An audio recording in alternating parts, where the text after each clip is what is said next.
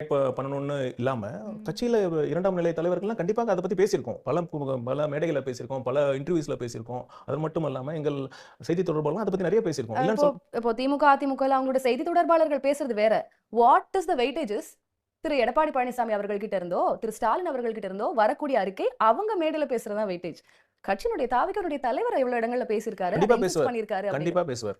ஏன் சார் எல்லா விஷயத்த பத்தியும் ஏன் பேசணும் அப்படின்னு கேக்குறீங்களே? நான் பேசாமயே அரசியல் பண்ணுவேன் அப்படின்றது என்ன மாதிரியான ஸ்ட்ராட்டஜி? இல்ல என்ன மாதிரியான அரசியல்? பேசாமயே எப்படி அரசியல் பண்ண முடியும்? பேசாம அரசியல் பேச முடியும்னு நான் சொல்ல வரல. தேவையான சமயத்துல தேவைப்படும் பொழுது கண்டிப்பாக பேசுவார்.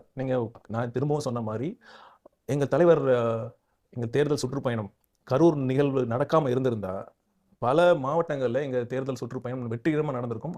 எல்லா இஷ்யூஸ பத்தியும் தலைவர் பேசுறதா தான் இருந்தது. புடிங்கிருப்ப போட. ஆனா ஒண்ணு, அத தலைவர் அவர்கள் சுற்றுப்பயணம் போகக்கூடாதுன்னு சில சக்திகள் நினைச்சாங்க. அது வெற்றிகரமாக அவங்க குறிக்கோள். இப்பயும் புதுச்சேரி, சேலம் போயிட்டு தானே இருக்காரு, பேசிட்டு தானே இருக்காரு.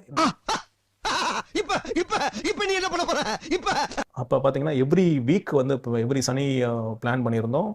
அந்த நிகழ்வுகளை தலைவர் ஒவ்வொரு இஷ்யூவா அட்ரஸ் பண்றதா தான் திட்டம் இருந்தது. ஒரு டிசாஸ்டர் நடந்திருக்கு, அந்த மாதிரி எதுவும் நடந்துடக்கூடாது அப்படின்னு ப்ரோஆக்டிவா இருக்கிறதான ஒரு அரசு எந்திரம் அப்படி இருப்பாங்க தானே. ரைட். கரூர்ல வந்து நீங்க அந்த ரெஸ்பான்சிபிலிட்டியை எடுத்துக்கல, அது காவல்துறையினர் பண்ணிருக்கணும் அப்படின்னு சொல்றீங்க. இங்க காவல்துறையினர் ஏதாவது எடுத்தா எங்களை நசுக்குறாங்க, ஒடுக்குறாங்க அப்படின்னா மாட்னாடா மானஸ்த.